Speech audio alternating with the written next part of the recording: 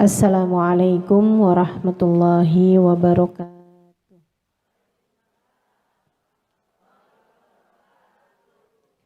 Alhamdulillah. Wassalatu wassalamu ala Rasulillah Muhammad ibn Abdullah wa ala alihi wa sahbihi wa man walah. Subhanaka la ilma lana illa ma 'allamtana innaka antal alimul hakim. Rabbi shrah li sadri wa yassir li amri wahlul 'uqdatan min lisani yafqahu qawli, amma ba'du. Kita sekarang masih dalam rangka bergembira, berbahagia atas bulan Rabi yang merupakan bulan lahirnya baginda kita Nabi besar Muhammad sallallahu alaihi wasallam. Mudah-mudahan tidak terhalang dari semua keberkahannya insyaallah. Tidak terhalang dari semua keberkahan baginda kita Nabi besar Muhammad. Dan kalau ada yang saya ingin sampaikan, lebih kepada mari kembali memperbaharui niat. Mari kembali memperbaiki niat. Mari kembali memperbaguskan niat. Mari kembali memperbaiki niat-niat kita. Kenapa gitu? Sebab seperti yang disampaikan baginda Nabi Muhammad, innamal a'malu binniyat. Segala perbuatan itu sesuai dengan niatnya. Termasuk atau bahkan yang utamanya adalah niat hidupmu mau buat apa. Di bulan-bulan Maulid ini saya ingin mengingatkan diri saya sebelum kepada yang lain-lain untuk kembali meluruskan niat-niat kita di sisa hidup kita itu mau buat apa gitu. Karena ternyata teman-teman, apapun yang kita lakukan semuanya itu tergantung dari niatnya. Dan juga ternyata bukan hanya kita yang dapat berkah atas niat baik kita, akan tetapi bahkan sampai ke anak cucu keturunan. Saya teringat sebuah kisah tentang seorang raja dari kabilah Tabaiyah, namanya Tabban As'ad. Dari niannya Tabaiyah ya, itu adalah raja-rajanya Yaman di zaman sekitar 200-300an tahun sebelum kelahiran baginda kita Nabi besar Muhammad. Ada raja besar dari Yaman namanya Tabban As'ad. Satu waktu beliau mengadakan safari perjalanan keliling-keliling negara. Berbagai negara dikunjungin. Sebagai seorang raja besar yang punya daerah kekuasaan yang sangat besar, dia merasa layak dimuliakan dimanapun saja dia berada. Dan memang tiap kali berkunjung ke sebuah negara, dia selalu dimuliakan. Disajikan jamuan-jamuan, disiapkan tempat-tempat tinggal, bahkan dibacakan puisi-puisi, pujian, bahkan disampaikan tari-tarian daerah setempat, lagu-lagu daerah setempat, kan seperti itu apabila raja-raja berkunjung. Kecuali ketika dia sampai di Mekah. Ketika dia sampai di Mekah, tidak ada sambutan, tidak ada jamuan, sehingga mereka harus mempersiapkan semuanya sendiri. Sebagai seorang raja yang sangat terkemuka, dia merasa tersinggung atas perlakuan orang Mekah ini. Dia pun coba cari tahu kepada ulama-ulama yang dia bawa. Jadi itu perjalanan dengan bawa sekitar 200-an rombongan. Di antara mereka ada panglima perang dan seterusnya, ada menteri-menterinya dia. Dan juga ada beberapa ulama-ulama yang mengikuti ajaran agama yang telah ada, baik ulama Yahudi maupun ulama Nasrani pada masa tersebut. Dia panggilin ulama-ulama ahli-ahli kitab ini, dia tanya kepada mereka, Di semua negara-negara saya sangat dihormati, dimuliakan. Kedatangan saya dielulukan. Kenapa di negeri ini saya tidak diperlakukan demikian? Ulama tersebut menjawab, para ulama itu menjawab, karena mereka punya sesuatu yang sangat dimuliakan, dengannya mereka tidak dapat memuliakan yang lain. Apa itu? Ka'bah. Rumah Tuhan dibangun di sini. Mereka merasa punya Ka'bah yang sangat mulia, siapapun harus memuliakan, dengannya mereka tidak memuliakan yang lain. Marah raja ini, kemudian niat dalam hatinya, akan saya hancurkan Ka'bah hingga rata dengan tanah. Di hati, tidak dia sampaikan niatnya tersebut. Tapi sejak dia berniat itu, dia tidur malam, bangun pagi harinya dia terkena sakit. Sakit yang sangat berat hingga membuat dia minta didatangkan dokter-dokter, tabib-tabib dari berbagai macam tempat. Termasuk juga tabib yang ada dia punya, semuanya juga berusaha untuk mengobati dia, mencarikan obat untuk sakitnya dia ini, tapi enggak kunjung sembuh-sembuh juga. Berhari-hari. Sampai satu waktu di antara tabib-tabib yang didatangkan ada yang bilang begini, saya akan menyembuhkan sakit tuan ini, tuan raja ini, tapi saya minta bicara 4 mata aja. Kebetulan enggak pakai kacamata. Baiklah kalau begitu. Dikeluarkan semua ajudan meskipun mereka khawatir kan. Tuh kalau udah berdua gitu kan mau diapa-apain bisa aja gitu. Apalagi lagi sakit kan. Takutnya ditaruhin sianida gitu. Di kopi. Tapi karena rajanya udah gak tahan sama sakitnya, diminta kepada ajudannya semuanya buat keluar. Pendamping, pengawal, asisten semua dikeluarin. Tinggallah mereka berdua.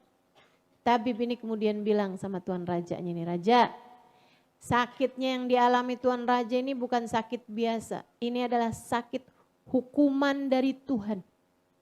Hukuman dari Allah atas niat yang tuan raja niatkan dalam hati Tuhan. Saya enggak tahu itu apa, tapi silahkan Tuhan bertaubat atas apa yang Tuhan niatkan. Dengannya saya yakin Tuhan akan memaafkanmu. Rajanya langsung ingat dong sama niatannya untuk menghancurkan. Dan teman-teman saudariku sekalian, Allah memang memperlakukan kita ini membalas, menulis pahala dan juga menulis dosa sesuai dengan perbuatan kita. Tapi menilai kita sesuai dengan niat kita. Sekali lagi, malaikat-malaikat memang menuliskan pahala dan dosa atas apa yang kita kerjakan. Akan tetapi Allah menilai kita sesuai dengan niat. Apapun, kamu mau nikah niatnya apa? Ngerjain apapun.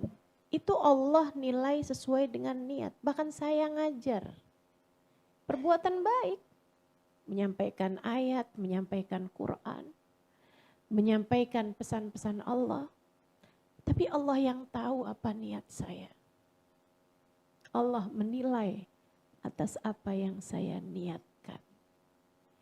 Jika di dalamnya ternyata hanya sekedar keinginan-keinginan duniawi, ia menjadi tak bernilai sama sekali. Semuanya tergantung dari niat, teman-teman. Dan masalahnya niat ini yang tahu Allah. Niat yang tahu Allah.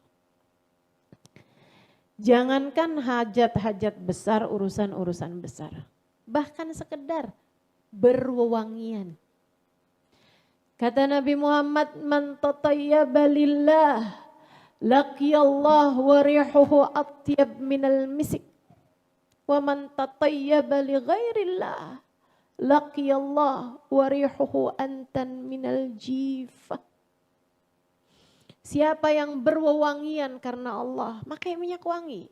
Tapi dia melakukannya karena Allah. Mau menghadap Allah, mau sholat, wangi-wangian dulu . Mau ngajar, wangi-wangian dulu . Kenapa gitu? Biar pantas dilihat sama Allah, biar pantas dicatat sama malaikat. Mau bersolawat, wangian dulu . Nabi Muhammad wangi katanya. Mudah-mudahan biar saya juga wangi, jadi dihadiri para malaikat, mau mencatat amal perbuatan saya. Mau berhadapan dengan suami, berhadapan dengan anak, orang tua, mahram-mahram kita. Biar orang senang, mau kumpul sama perempuan-perempuan. Biar mereka tidak terganggu dengan bau saya dan biar orang senang, cium wangi kita, aroma kita, menyenangkan orang kan juga ada pahalanya. Saya melakukannya karena Allah SWT. Laqiyallah wa rihuhu atyab minal misik. Dia nanti akan berjumpa dengan Allah, baunya lebih wangi daripada bau misik, bau kasturi. Wa man tatayyaba li ghairillah. Sama-sama pakai minyak wanginya. Tapi dia memakai minyak wangi li ghairillah, bukan karena Allah. Biar orang tahu kalau saya wangi, biar saya bisa disenengin sama atasan yang padahal laki-laki yang bukan mahram. Biar orang seneng cium wangi saya, laki-laki tertarik pada saya, dan niatan-niatan yang lain-lainnya teman-teman. Sama-sama pakai minyak wanginya. Bisa jadi merek yang sama, bisa jadi produk yang sama. Tapi dia niat pakai minyak wanginya bukan karena Allah. Laqiyallah wa rihuhu antan minal jifah. Dia akan berjumpa dengan Allah, baunya lebih busuk daripada bau bangkai. Sama perbuatannya, tapi beda nilainya karena beda di niat. Beda di niat. Makanya nih, hati-hati sama niat hidup. Hati-hati mengerjain sesuatu, niatnya membuat apa. Hadir di majelis ini, sama-sama duduknya. Sama-sama duduknya. Tapi apakah sama nilaimu di sisi Allah? Salah satu bedanya adalah karena niat. Niat. Saudaraku sekalian yang saya muliakan, sang raja ini begitu dengar kayak begitu dibilang, astagfirullah, astagfirullah. Diminta ampun sama Allah. Diminta ampun pada Allah SWT. Dia bertaubat kepada Allah. Dia bilang sama tabib tersebut, saya memang punya niat. Dia cerita bahwa di berbagai macam negara dia disambut sedemikian rupa, tapi di Mekah ini dia tidak disambut sama sekali. Akhirnya dia berniat untuk menghancurkan Ka'bah, karena Ka'bah itulah penyebab orang-orang Mekah tidak bisa memuliakan dirinya. Dia ngerasa, oh ini penyakit nih berarti nih Ka'bah nih. Nanti nih orang Mekah nih gara-gara ada Ka'bah gak bisa muliain raja-raja yang lain, gak bisa muliain presiden, gak bisa muliain orang-orang terhormat dari berbagai macam negara. Bisa jadi penyebab Mekah nih akhirnya diperangin. Nah, mendingan daripada gitu Ka'bahnya aja dihancurkan kalau mau berpikir secara pembenaran-pembenaran. Tapi dari kejadian bahwa dia dikasih sakit, dia kemudian tahu bahwa niatnya tersebut adalah niat yang buruk, niat yang tidak diridhoi Allah Subhanahu wa taala. Dia pun segera bertaubat. Atas hal tersebut dia bahkan berniat, saya akan memberikan kiswah Ka'bah, akan memberi bajunya Ka'bah dengan kain sutra yang sangat indah. Dia inilah kabarnya orang pertama yang memberi kiswahnya Ka'bah, Tabban As'ad namanya. Saudara sekalian, begitu dia berniat, ganti niatnya. Gak ada yang dia lakukan. Akan tetapi dia merubah niatnya. Begitu dia merubah niatnya, Allah segera memberikan kesembuhan padanya. Betapa sangat ngaruhnya niat dalam kehidupan kita. Maka Bu, mau ngawinin anak, tuh niatnya mesti benar. Jangan cuma sekedar ngurangin beban keluarga.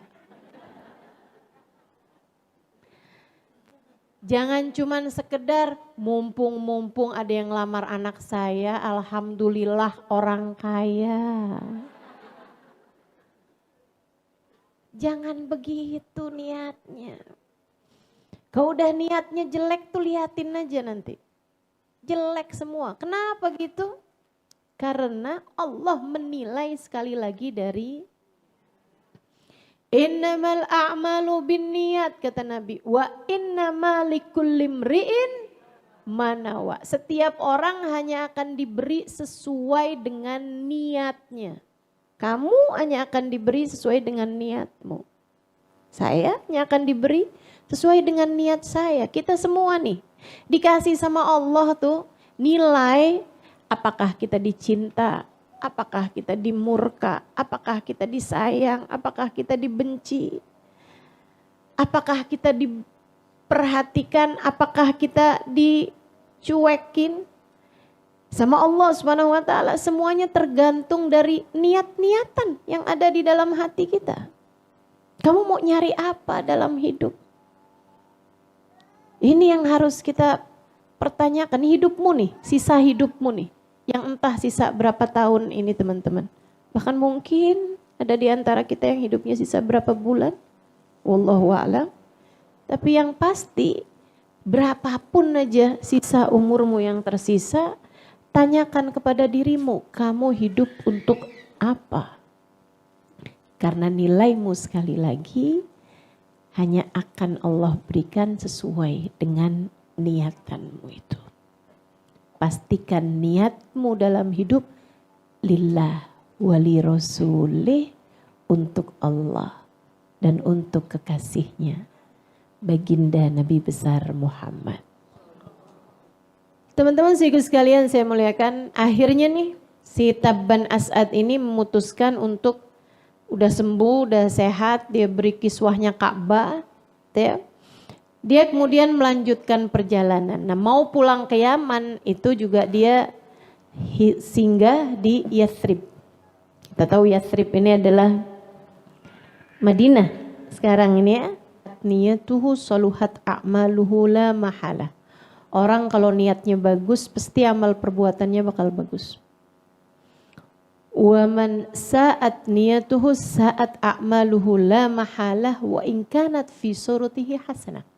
Kata beliau, siapa yang jelek niatnya bakalan jelek pula perbuatannya walaupun kelihatannya bagus. Jadi orang sedekah tapi sedekahnya enggak lillah, itu pasti bakalan jelek tuh sedekahnya. Lihatin aja, pasti ada aja hal-hal yang tidak baik dalam sedekahnya tersebut karena niatnya tidak lillah. Makanya kalau ada sesuatu hal kok jadinya nggak bagus, saya tahu nih, ini ada yang nggak bagus nih di niat saya nih. Karena kalau niatnya bagus pasti bagus dah. Kalau ada jadinya jelek, pasti karena niatnya nih ada yang kurang bagus. Apa nih yang kurang bagus? Benerin dulu niatnya, insya Allah semuanya bakalan jadi bagus. Rombongan Tabban As'ad mau pulang ke Yaman lewatin Yathrib. Mereka pun singgah di Yathrib beberapa hari, dan kalau Yathrib sebagaimana daerah-daerah yang lain disambut, dijamu gitu kan. Diberikan tempat yang layak gitu. Seneng. Rajanya seneng, pasukannya semuanya seneng. Sampai sesudah beberapa hari mereka tinggal di Yathrib, kemudian raja pun memutuskan buat pulang. Raja bilang, besok kita pulang. Beberapa ulama besoknya mau pulang, malam harinya tuh dibilang, Tuan, kita besok gak ikutan pulang. Oh, kenapa gitu? Udah ketemu calon istri di sini apa gimana nih? Kok nggak mau pada pulang? Saya dan beberapa orang lah disebutkan, beberapa belas orang gitu. Nggak mau pulang.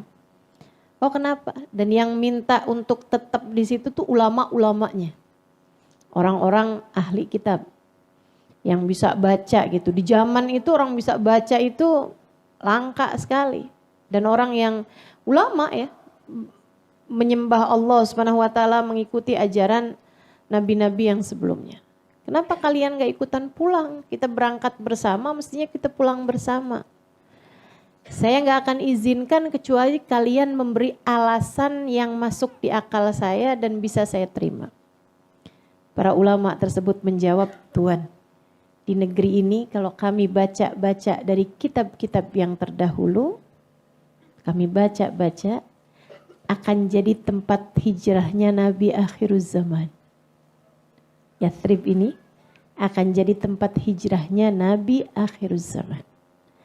Kami kepengen tinggal di sini biar nanti ketika Nabi akhir zaman itu hijrah kemari, anak cucu kami yang akan menyambutnya. Niat. Itu tadi yang saya bilang ya.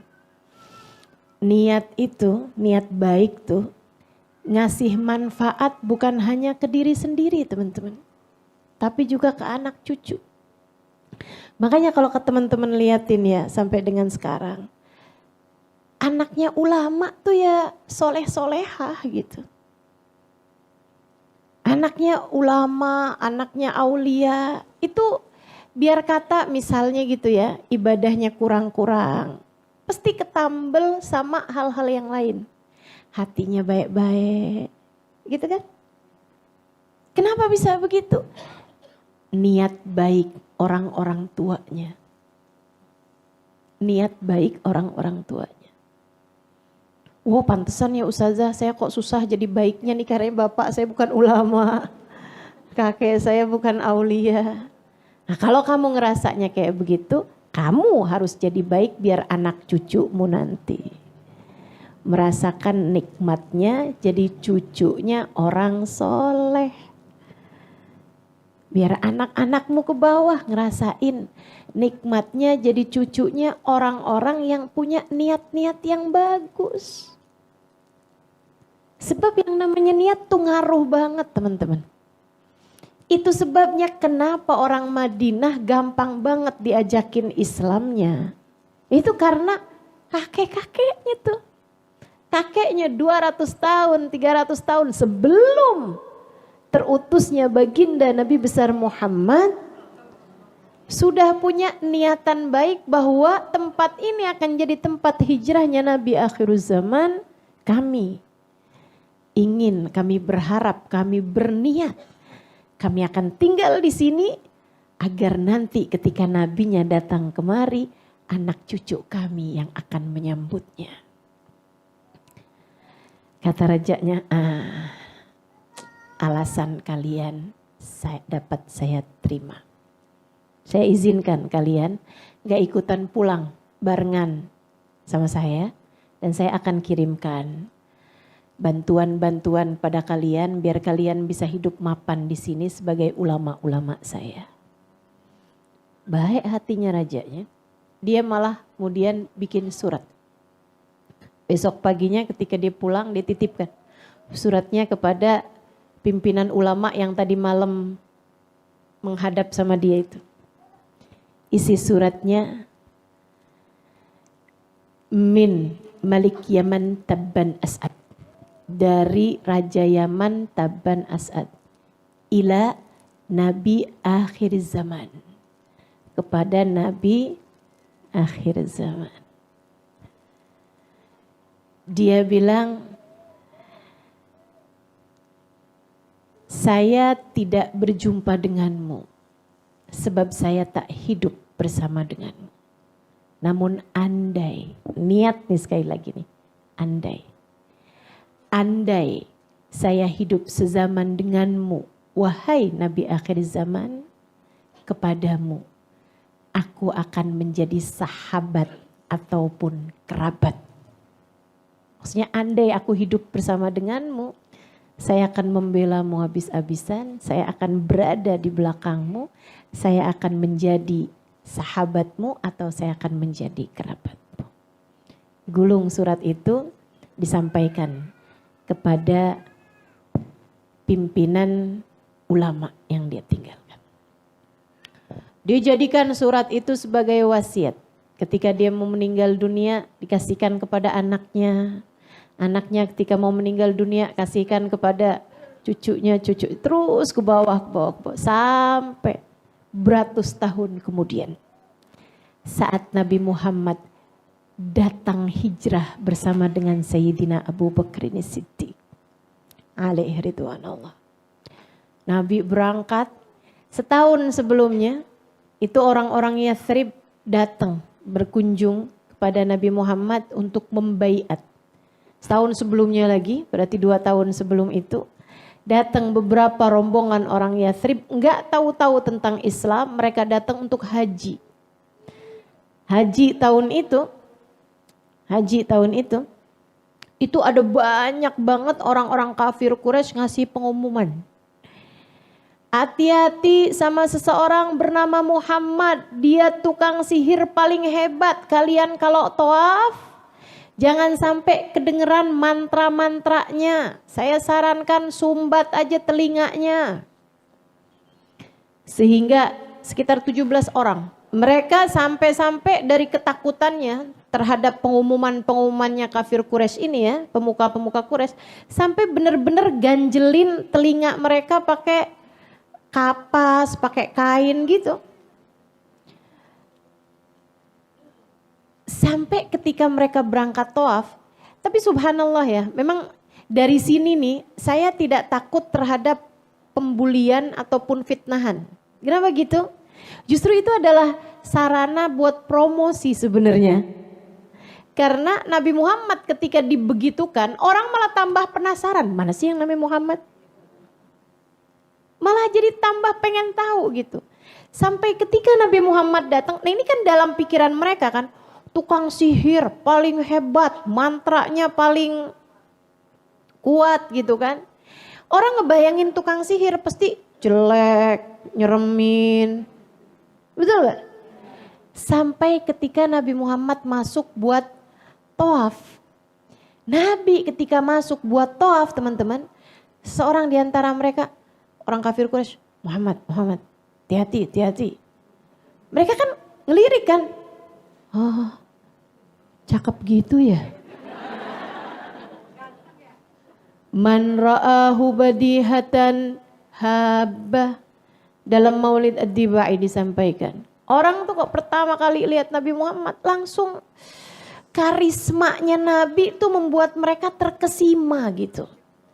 Cahayanya Nabi Muhammad membuat mereka menundukkan kepala. Mereka tahu man ra'ahu alima annahu laisa biwajhin kadzab. Siapapun lihat Nabi Muhammad tahu bahwa wajah yang seperti ini bukanlah wajah pembohong.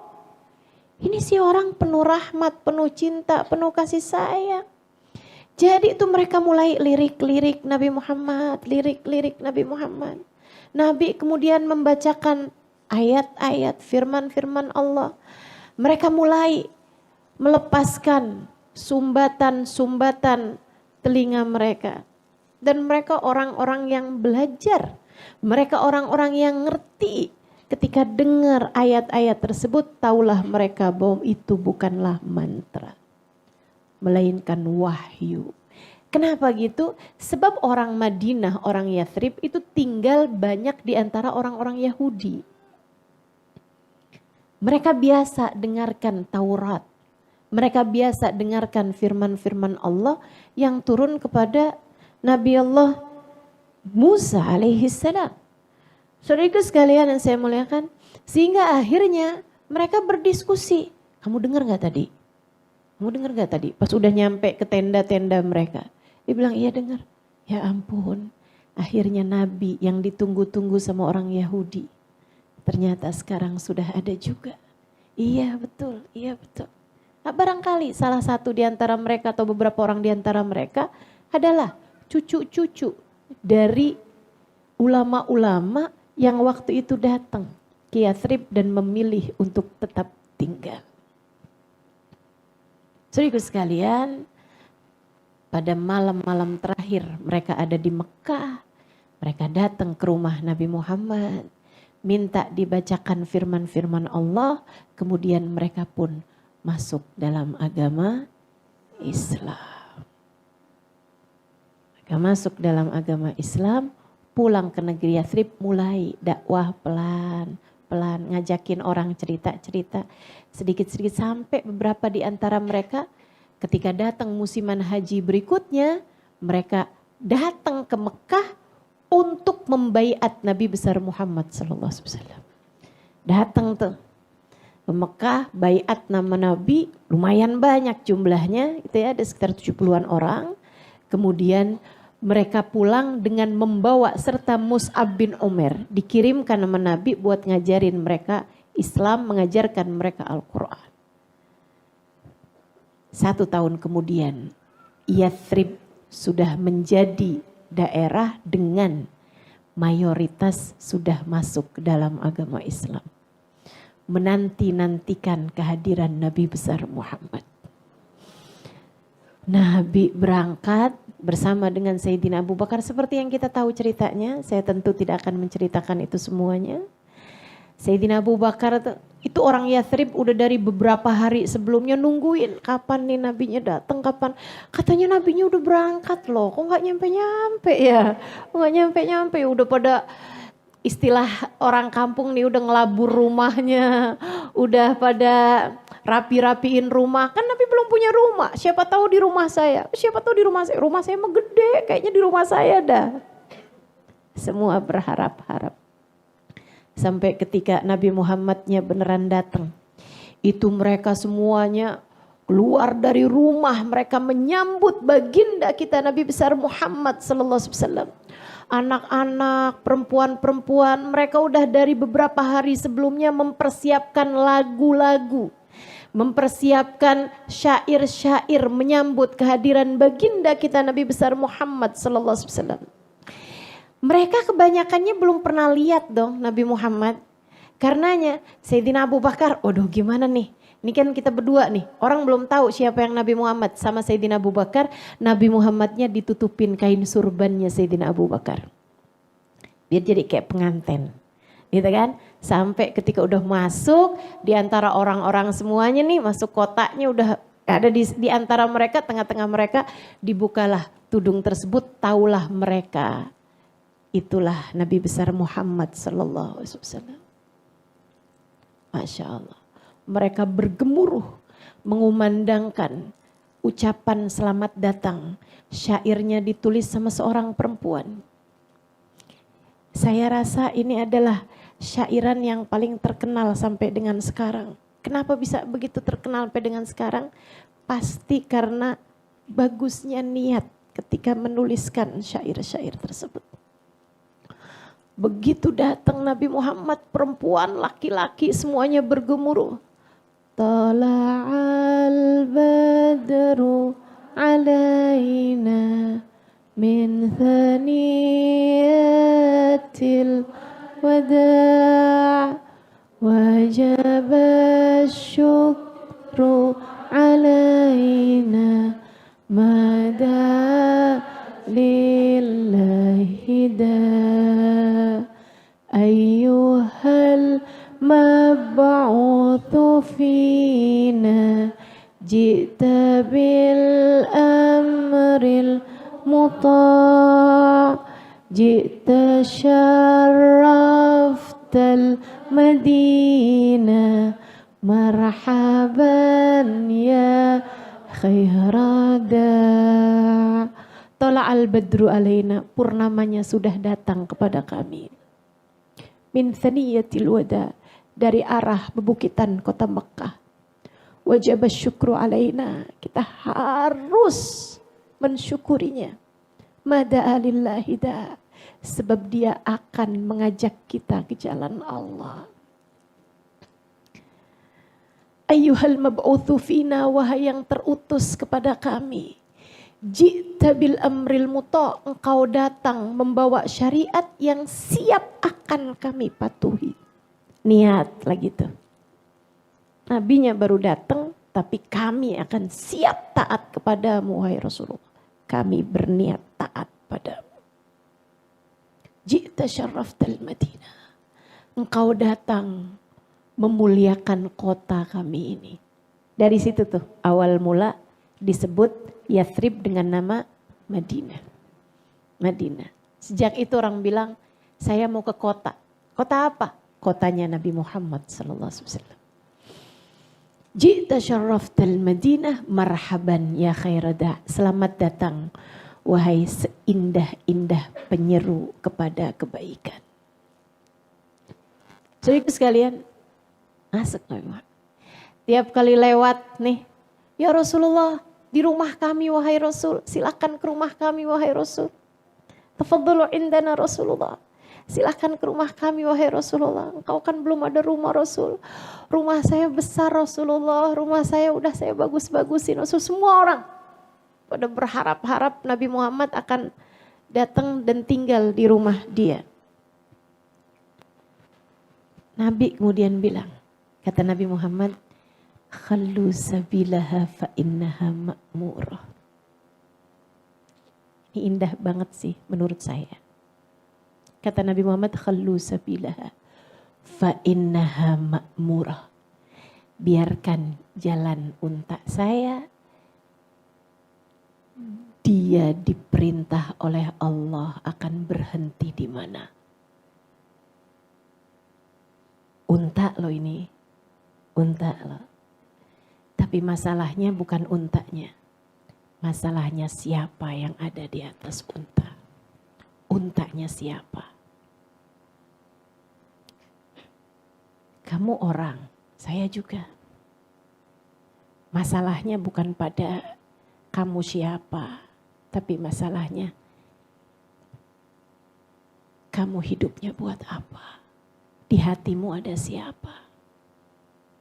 Unta ketika jadi miliknya Nabi Muhammad, ketika erat hubungannya sama Nabi Muhammad, ketika Nabi Muhammad yang ada di atas punggung unta tersebut, ia menjadi makmurah, diperintah langsung oleh Allah Subhanahu wa taala. Kamu kalau dalam hatimu ada Nabi Muhammad, dirimu akan menjadi seseorang yang dipandang oleh Allah, menjadi seseorang yang makmurah minallah, diperintah oleh Allah Subhanahu wa taala. Kamu jadi tahu harus berbuat apa. Kamu jadi tahu harus belok kemana. Kamu jadi ngerti harus ngomong apa. Kamu jadi paham gimana cara ngadepin anakmu, gimana cara ngadepin suamimu. Kamu jadi paham harus berbuat apa, memilih apa dalam segala keadaan. Kenapa gitu? Karena ada Nabi Muhammad, ada cahayanya Allah di dalam hatimu itu. Khallu sabilaha fa innaha ma'murah. Jadi kita paham nih dari sini nih. Kenapa ya saya sering bingung dalam kehidupan? Gak ada Nabi Muhammad dalam hatimu sepertinya. Kurang cahaya dalam hatimu. Cahayanya dapatnya di mana? Cahaya Allah, bagindamu Nabi besar Muhammad. Begitu ada cahaya Allah dalam hatimu, kamu gak akan bingung-bingung lagi. Kamu tahu harus apa, harus gimana, harus bicara apa, kapan harus diam, kapan harus bicara. Udah bukan dari hawa nafsumu lagi, bahkan bukan dari ilmumu lagi, akan tetapi dari cahaya Allah. Dan cahaya mana yang lebih terang dari cahaya Allah? Benerin niat, pastikan ada Nabi Muhammad dalam hatimu. Bener dah pasti hidupnya. Dah pasti bener hidupnya. Akhirnya sejak Nabi Muhammad bilang khallu sabilaha fa innaha ma'murah, udah gak ada lagi dah yang mempersilahkan Nabi untuk ke rumah saya aja Rasul, ini rumah saya Rasul, gak ada lagi. Tinggal sekarang deg-degan. Tiap Nabi Muhammad lewat depan rumahnya, ya Allah mudah-mudahan untanya berdiri, berhenti nih, untanya berhenti. Pas lewat, ya sebelahnya nih, rumah saya. rumah saya.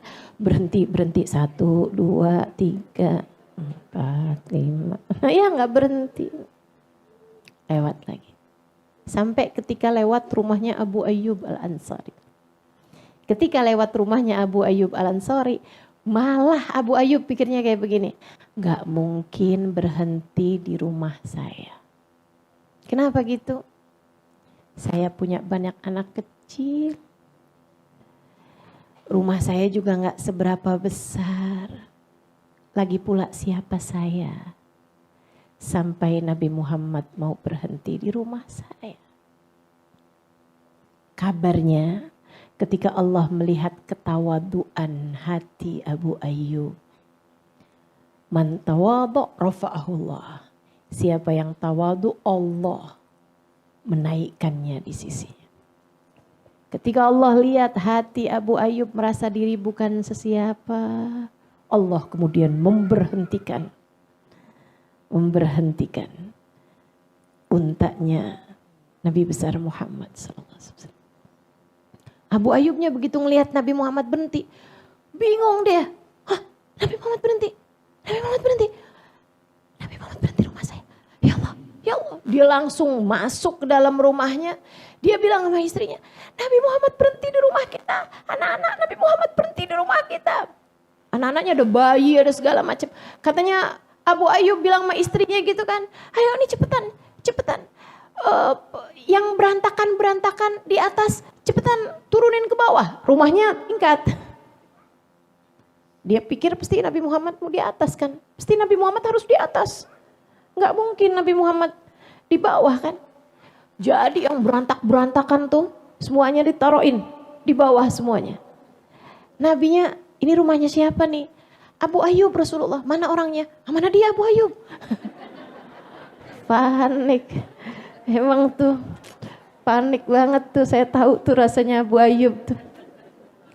Pernah soalnya rumah saya kedatangan secara mendadak guru saya, ya ampun paniknya. Yang berantakan di luar saya masukin ke dalam kamar. Tahu-tahu Habib Umarnya dibawa ke dalam kamar, waduh. Aduh.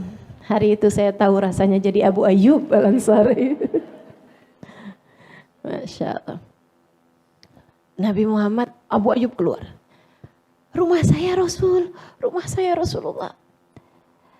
Silakan Rasul, naik ke atas. Kata Nabi Muhammad, Abu Ayyub boleh nggak saya ada di bawah? Kenapa gitu Rasul?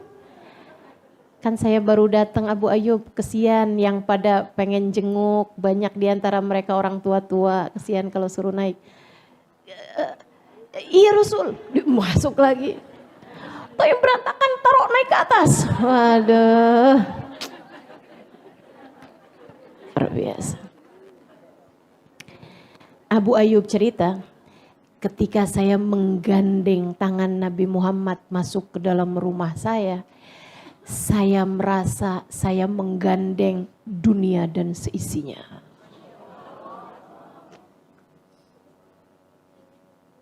Masya Allah. Bawa tuh Nabi Muhammad. Persilahkan bawa masuk dalam kamar. Nabi Muhammad tinggal di sana tahu berapa lama? 6 bulan. Habis 6 bulan tinggal di rumah Abu Ayyub. Pertamanya Abu Ayyub di atas kan. Itu Abu Ayyub anaknya kan masih kecil-kecil. Meeting dulu hari pertama. Di bawah kita Nabi Muhammad, nak. Jangan ada yang suaranya keras. Jangan ada yang numpahin apa-apa. Kalau jalan hati-hati dan kalau jalan di pinggiran aja. Jangan sampai kalian jalan di bawah kalian Nabi Muhammad. Nanti kamu gak sopan. Jangan sampai kita menghalangkan wahyu ketika mau turun kepada Nabi Muhammad. Kata Abu Ayyub, sepanjang Nabi Muhammad tinggal di bawah rumah kami, saya gak tidur kecuali kalau ketiduran. Nah begitu, tiap kali mau tidur saya ngebayangin, ya ampun nih jangan-jangan wahyu mau turun ke halangan saya nih. Nih kok nyangkut wahyunya nih gara-gara saya nih. Ya ampun nih orang kayak saya nih mesti gak bener kayak begini nih. Ada di bawah saya Nabi Muhammad, ya Allah, ya Allah, ya Allah. Dia bilang terus begitu sampai beberapa hari kemudian, sesudah orang-orang udah berhenti jengukin Nabi kan, udah semuanya udah pada jengukin Nabi gitu. Orang-orang Madinah udah pada sowan sama Nabi semuanya.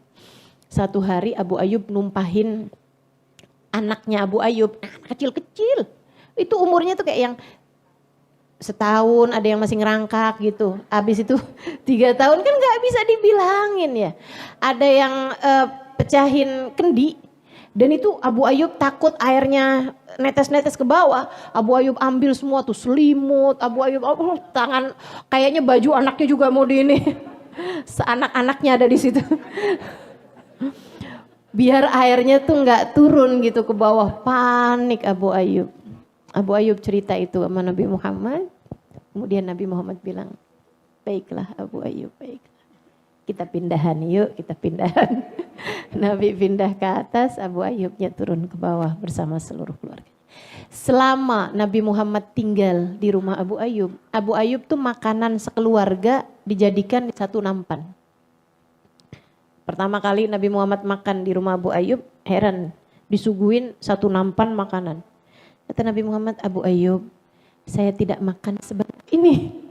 Nampan besar. Kata Abu Ayyub, bala ya Rasulullah, tentu wahai Rasul, ini adalah makanan kami sekeluarga. Lah terus kenapa disuguhin ke saya semua Abu Ayyub?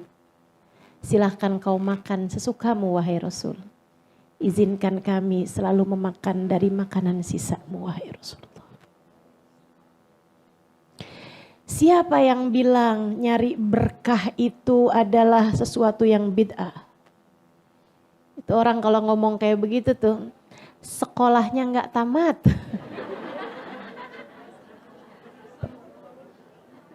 Kayaknya dia DO itu ya. Kalau belajarnya lama, belajarnya tamat, dia akan tahu kayak apa para sahabat dalam urusan nyari berkah kepada baginda Nabi besar Muhammad. Dan itu tuh bahkan bukan sesuatu hal yang harus diajarin. Abu Ayyub gak belajar loh teman-teman.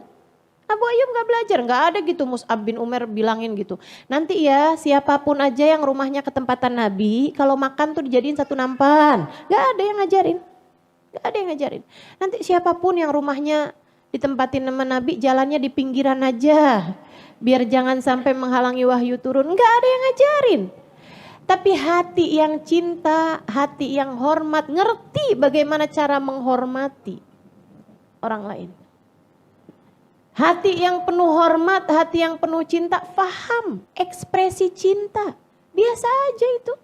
Orang tuh kalau cinta, cintanya ditambah dengan hormat pasti bakal begitu. Pasti bakal begitu. Saudariku sekalian, jangankan makanan minuman bekasnya Nabi Muhammad, bahkan minuman makanan bekasnya orang Islam, bekasnya orang soleh. Kata Nabi Muhammad SAW, su'rul mu'min dawa. Bekas minumnya orang soleh itu adalah obat. Saya ingat zaman saya nyantri di Sarang, Pondok Pesantren Al-Anwar. Saya ingat dulu, saya satu-satunya syarifah di pesantren tersebut. Saya satu-satunya syarifah yang ada di pesantren tersebut. Tapi sejak saya dengar, jadi saya dikasih banyak kelonggaran. Termasuk diantaranya adalah untuk masuk ke rumahnya Mbah Mun, rumah dalam, kapanpun saya mau. Di saat santri-santri nggak bisa gitu. Jadi saya kalau ngantri, kepanjangan ngantrinya nih, saya masuk aja ke kamar tamu gitu. Untuk pakai kamar mandinya tamu. Memang diperkenankan oleh Kiai Haji Maimun Zubair dan oleh Bu Nyai dan semuanya gitu ya. Pokoknya Syarifah kalau kamar mandi kesini aja, nggak usah ngantri. Kayak teman-teman yang lain. Syarifah kalau ada pengen makan apa, Syarifah masuk aja. Pokoknya gitu kan. Sedikit sekalian saya muliakan. Dan yang sering saya lakukan adalah sesudah saya baca hadis su'rul mu'min dawa, bekas minumnya orang mukmin adalah obat. Saya sering banget kalau habis ada tamu yang di situ ditemuin sama Mbah Mun gitu, ya. Kalau udah Mbah Munnya masuk, tamunya pulang, saya buruan tuh masuk ke situ. Buat minum bekas minumnya tamu-tamunya Mbah Mun. Saya minumin bekas minumnya. Apalagi bekas minumnya Mbah Mun, bekas minumnya tamu-tamu yang lain-lain juga saya minum. Bismillah, semuanya balik sama niat.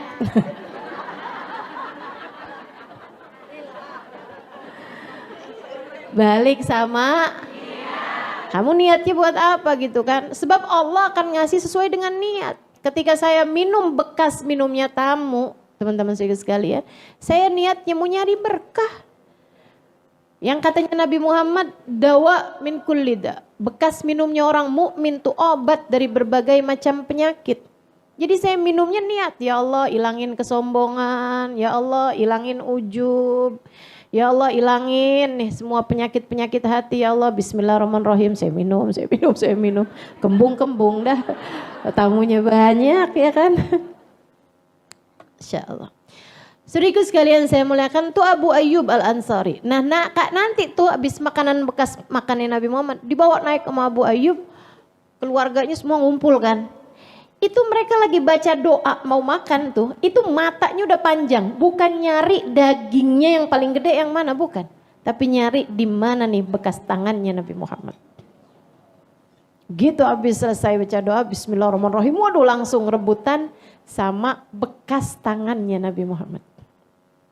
Yang saya mau ceritakan, di hari pertama Nabi Muhammad sampai di rumah Abu Ayyub malam, ketika semua tamu-tamu sudah pulang, Nabi Muhammad sudah sendirian, Abu Ayyub datang membawa sebuah surat. Wahai Rasulullah, ini adalah surat yang dititipkan oleh ayah saya. Ayah saya mendapatinya dari kakeknya, dari ayahnya. Ayahnya mendapatinya dari ayahnya, dari ayahnya.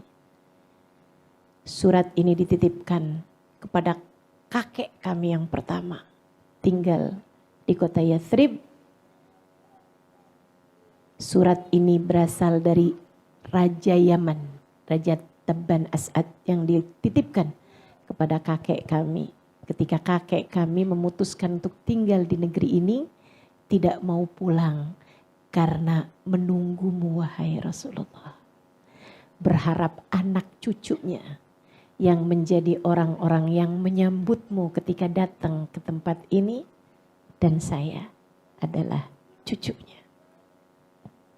Abu Ayyub, cucunya si pimpinan ulama itu. Rumahnya jadi tempat tinggalnya Nabi. Beliau memberikan surat tersebut. Nabi membacanya. Kemudian Nabi Muhammad mengatakan, innahu min ahad rufaqai fil jannah. Sesungguhnya raja ini dan juga kakekmu ini yang nitip ini adalah salah satu dari kawan-kawanku kelak di surga. Dia gak ketemu sama Nabi Muhammad. Dia gak ketemu sama Nabi Muhammad. Kenapa kok bisa tuh? Jadi salah satu kawannya Nabi. Gak ketemu dan bukan umat bahkan. Bukan umat bahkan. Karena kan yang jadi umat kan sesudah Nabi Muhammad kan jadi umatnya. Ini bukan umat loh. Tapi bisa barengan kata Nabi Muhammad, dia akan menjadi salah satu dari kawanku di surga. Kenapa gitu? Niat. Andai aku hidup sezaman denganmu wahai Nabi Muhammad, aku akan memastikan bahwa diriku akan menjadi kerabat atau sahabat. Kan begitu bilangnya. Subhanallah. Yuk benerin niat. Benerin niat. Pastiin hidupmu nih di sisa hidupmu. Mau apa? Mau nyari apa? Saudaraku sekalian, yang nyari dunia banyak yang kecewa. Yang nyari dunia nih, udah banyak banget yang nyari dunia. Ujungnya apa? Ujungnya banyak kecewa, banyak susah, banyak menderita, banyak yang nyesel. Baru dunia sebelum akhirat. Kayak apa nyeselnya di akhirat? Ternyata dunia yang mereka usahakan gak jadi apa-apa. Yang nyari jabatan, banyak yang nyesel. Ya kan begitu? Dunia maupun akhirat. Makanya nih yang mesti diperbaiki nih niatnya nih, niatmu. Kalau Allah kemudian menempatkanmu pada sebuah jabatan, niatmu hati-hati, niatmu.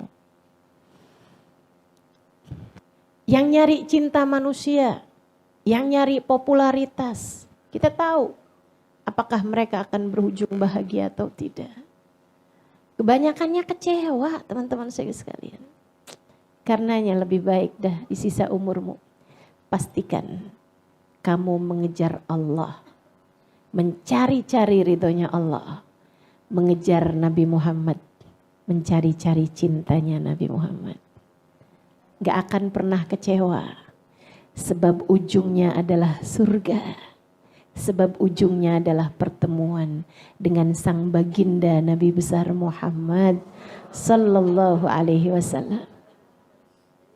Dan itu menurut saya adalah jabatan tertinggi.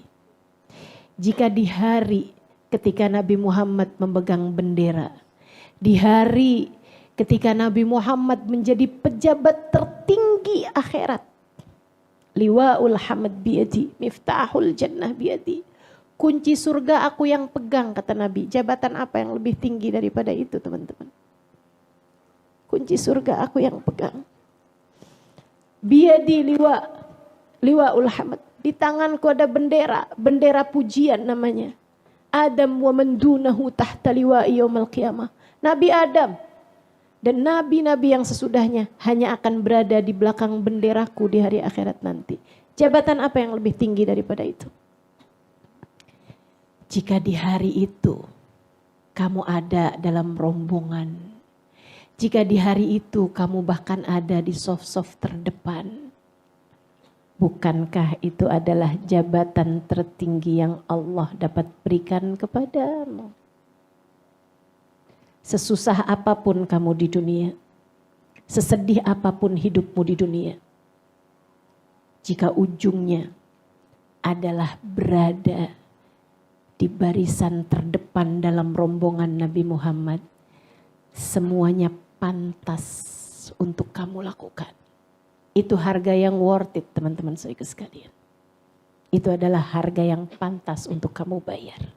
Gak ada artinya kesedihanmu di dunia, kesusahanmu di dunia, pengorbananmu di dunia, perjuanganmu di dunia, jika ujungnya adalah kamu dapat melihat senyum indahnya Nabi besar Muhammad. Maka sisa hidupmu, kejarlah Nabi Muhammad. Niatkan apapun yang kamu lakukan. Niatkan apapun yang kamu lakukan. Buat bagindamu Nabi besar Muhammad. Buat Allah subhanahu wa ta'ala. Buat Islam. Buat Islam. Rabbana zalamna anfusana wa illam taghfir lana wa tarhamna lanakunanna minal khasirin. Rabbana atina fid dunya hasanah fil akhirati hasanah wa qina adzabannar bifadli subhana rabbika rabbil izzati amma yasifun wa salamun alal mursalin walhamdulillahi rabbil alamin wa ila hadratin Nabi Muhammad sallallahu alaihi wasallam. Al-Fatihah. Alhamdulillahirabbil alamin. Iyyaka na'budu wa iyyaka nasta'in. Ihdinas siratal mustaqim. Siratal ladzina an'amta 'alaihim ghairil maghdubi 'alaihim waladdallin. Amin. Allahumma bihaqqil Fatihah, birmatil Fatihah, barakatil Fatihah, taftah lana abwabal khair, tu'amilana mu'amalata ahlal khair, takfina min jamil fitan wal mihan bu'us wa dhair, innaka wali kulli khair, mutafaddil bi kulli khair bi rahmatika ya arhamar rahimin. Allahumma aslih lana niyatana, Allahumma aslih lana niyatana wa aslih biha a'malana birahmatika ya arhamar rahimin.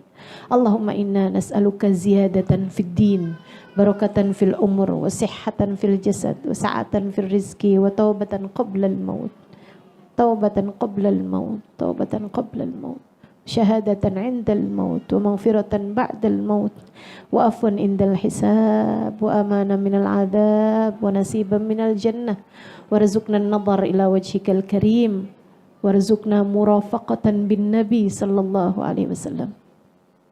Allahumma rzuqna hubbaka wa hubba man yuhibbuka wa hubba kulla amalin yuqarribuna ila hubbika waj'al hubbaka wa hubba nabiyyika ahabba ilaina mimma siwakuma. Allahumma rabbana atina fid dunya hasanah fil akhirati hasanah wa qina adzabannar bifadli subhana rabbika rabbil izzati amma yasifun wa salamun alal mursalin walhamdulillahi rabbil alamin. Mudah-mudahan bermanfaat. Kurang lebihnya mohon maaf. Billahi taufiq wal hidayah wal afu minkum. Wassalamualaikum warahmatullahi wabarakatuh.